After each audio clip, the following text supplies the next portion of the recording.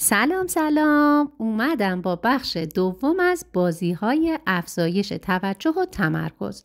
توی بخش اول گفتیم که 15 تا 20 دقیقه تایم کاری فرزندمون هست و 5 دقیقه تا 10 دقیقه تایم استراحتش که توی این تایم استراحت ما بازی‌هایی رو طراحی می‌کنیم که باعث برانگیختگی فیزیکی فرزندمون بشه و ایجاد انگیزه برای ادامه کار که باعث افزایش عملکرد تحصیلی و افزایش توجه و تمرکزش میشه. توجه چیه؟ توجه دروازه ورود اطلاعات به مغز منه. قدرت انتخاب چیزی بدون توجه به محرک ها. محرک ها چی هن؟ دزد توجه بچه ها. بازی، گوشی، تلویزیون. ادامه دادن این توجه به معنی چی است؟ تمرکز. تمرینات توجه تمرکز حداقل باید 3 ماه استمرار داشته باشه و تبدیل به سبک زندگی برای فرزندمون بشه. فکر کنید توی این اینستاگرام بدون توجه و عمیق شدن به مطالب دارید بالا و پایین میرید. آیا شما دارین تمرکز میکنین؟ نه، فقط دارید صفحات رو اسکرول آپ میکنید. مثلا میز غذایی که پر از دسرها و غذاهای مختلف و خوشمزه است و شما گیج و سردرگمید که از چی شروع کنید. پس قدم اولمون اصلاح محیطمون هست که یکی از این کارا اینه که جلوی تلویزیون غذا نخوره فرزندمون، چون بچه متوجه نمیشه مثلا نخود تو دهنشه یا لوبیا، تره تو دهنشه یا نعنا، فرق اینا رو متوجه نمیشه. قدم بعدی اینه که تمرین نفس عمیق کنیم. نفس عمیق اینجوریه که 2 بار دم، 1 بار بازدم عمیق، 5 بار نفس عمیق رو اینجوری تمرین میکنیم که برای فرزندمون یک عادت بشه.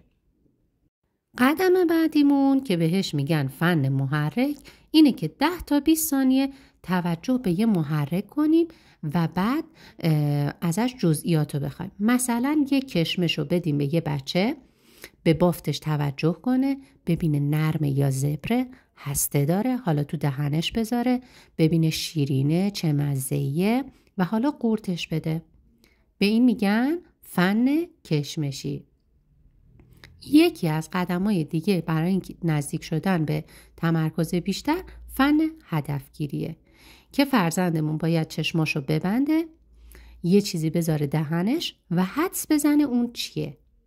یا مثلا توی خرید بهش بگیم فقط کتونیای سفید رو به من نشون بده، فقط روسریای گلدار رو به من نشون بده. یکی از بازی‌های دیگه که هم سنتیه و هم کاربردی تیله بازی هست که بسیار مؤثره در افزایش توجه و تمرکز بچه‌ها. بازی بعدی کارت بازی شنیداری هست که به فرزندمون مثلا میگیم عدد 2، 8، 4 رو به خاطر بسپار. خب حالا برعکسش رو به من بگو، حالا از کوچیک به بزرگ مرتب کن به هم بگو. خب حالا تو یه عدد به این عددا اضافه کن و بازی رو همینجوری زنجیروار تا 7 تا عدد ادامه میدیم. مرحله بعد همین بازی اینه که این بازی رو با یه مزاحم شنیداری انجام بدیم. مثلا صدای تلویزیون و آهنگ رو بلند کنیم و بچه باید حواسش باشه به عددهایی که میشنوه. بازی بعدیمون اینه که با ابزار یه دست و یه اندازه مثل دومینو و جنگا یه چیز جدید بسازه. با این کار میزان توجه، خلاقیت و حل مسئلهش بالا میره. بازی بعدی بازی تکمیل داستان هست که تمرکز روی پیوستگی داستان باید باشه. شروع داستان با ما هست و اضافه کردن جمله و شاخه و برگ دادنش توسط بچه ها. یا بازی مشابهش بازی شخصیت سازیه که تمرکز روی ویژگی های اون شخصیت خیالی میکنیم و از بچه میخوایم که ویژگی های شخصیت خیالی رو توصیف کنه و در مورد جزئیات ازش سوال کنیم. مرحله بعد ایجاد چالش برای فرزندمون هست. بهش میگیم با دست غیر غالبت یه نقاشی بکش، یا بازی با کلمه های متضاد میکنیم، یا بازی نقطه و خط. یا کدگذاری برای رنگ‌ها و پرسش از اونا. مثلا رنگ آبی رو صدای جوجه در نظر بگیر، قرمز و صدای بوق و زرد و عدد 33. وقتی من گفتم زرد باید چی بگی؟ 33. آبی صدای جوجه رو در بیار. برای بچه‌هایی که بیقرارن و مدام دست و پاشون رو تکون میدن حین کار، باید با دست غیر غالبشون خمیر بازی کنن و خمیر رو ورز بدن. یه بازی دیگه بازی پشت نویسی روی کمر فرزندمونه. بهتره که هر روز یک بار انجام بشه و هر چیزی پشت کمرش کشیدین و روی کاغذ بکشه. اگر بچه‌هامون همه چیزو سریع فراموش میکنن، باید بدونیم که حافظه فعالشون پایینه. مثلا دستور آشپزی رو توی تلویزیون میبینیم، بعد میخوایم سریع و بدون یادداشت با اون دستورالعمل آشپزی کنیم ولی یادمون نمیاد. یا مثلا رمز یه بار مصرف خرید اینترنتی رو نمیتونم حفظ کنم که سریع وارد کنم. خب راه حل چیه؟ راه حل اینه که همون تمرین کارت بازی شنیداری توی چالش قبلی رو به صورت حافظه دیداری هم کار کنیم. مثلا کلمه‌های مرغابی، یوزپلنگ و ایران رو به خاطرت بسپار. از کوچیک به بزرگ برام بگو، برعکسش رو بگو و همینطور از 3 کلمه تا 7 تا کلمه زنجیروار با فرزندمون ادامه میدیم. مرحله بعد هم اینه که با مزاحم شنیداری این تمرین انجام بشه. یه بازی دیگه برای افزایش حافظه فعال حفظ کردن لیست خرید با تصور کردنه. مثلا میخوایم روغن، نون، پنیر، کره بخریم. روغن و سوخت ماشین در نظر میگیریم، نون و خود ماشین در نظر میگیریم، پنیر و پدال ترمز و کره رو کلید ماشین در نظر میگیریم.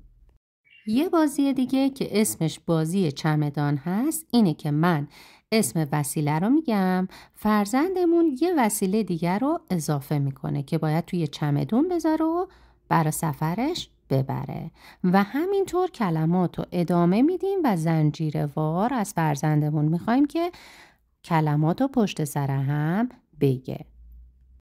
چالش بعدی بازی هواپیماست که فرزندمون دستاشو باز میکنه، دستاش مثل بال هواپیما ثابت باشه که مسافران نیفتن. خب حالا از فرزندمون میخوایم که از 1 تا 30 بشماره. مغز داره هم تعادل رو حفظ میکنه هم شمارش میکنه. خب حالا میخوایم که برعکس بشماره، نیاز به تمرکز فرزندمون بیشتر میشه. حالا 2 تا برو جلو، حالا 3 تا برگرد، حالا استراحت کن. وای یکی از موتوراش سوخت، باید یه لنگ پا ادامه بدی. همینجوری که داری میشماری من ازت سوال میپرسم ولی تو جواب نده، کار خودتو کن. هم تقویت بازدارنده داره و هم تقویت تمرکز. حالا برعکس، مادر هواپیما میشه و بچه از مادر سوال میپرسه و مادر باید جواب نده و کار خودشو کنه.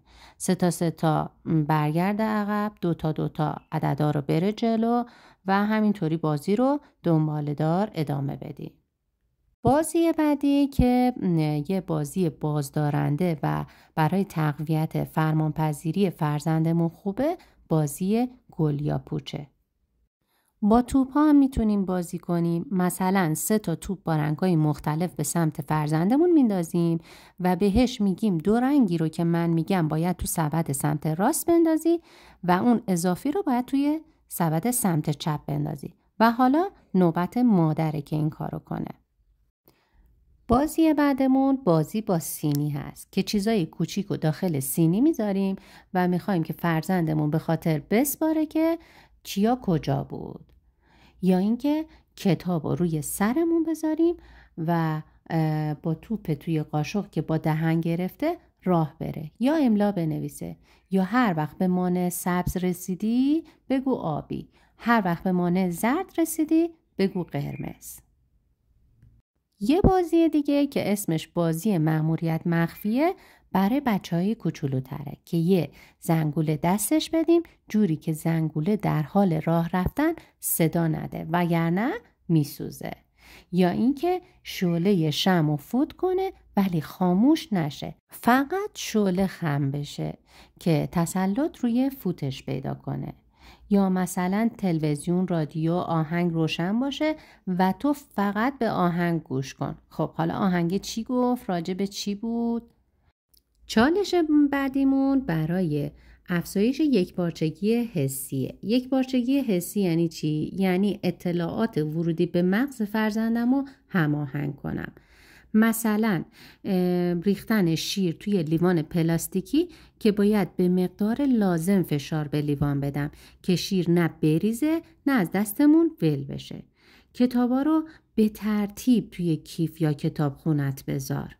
اگه فرزندمون توی این موارد خوب عمل نمیکنه، ازش میخوایم توپ تنیس رو بزنه زمین بیاد بالا، اسم یه میوه قرمز بگه، دوباره توپ رو بزنه زمین بگیره، دوباره اسم یه حیوان خزنده رو بگه یا چیزای مختلف.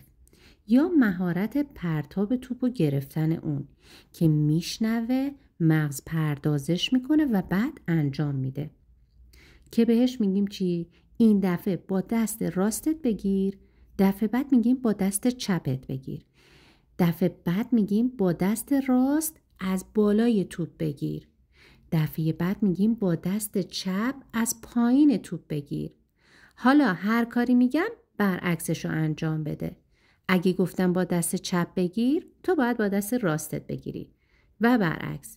اینطوری مغز فعال میشه و عکس‌العملای سریع‌تر از خودش نشون میده. یا بازیایی مثل اینه که دست راست روی زانوی چپت، دست چپ روی زانوی راستت و برعکس بذار.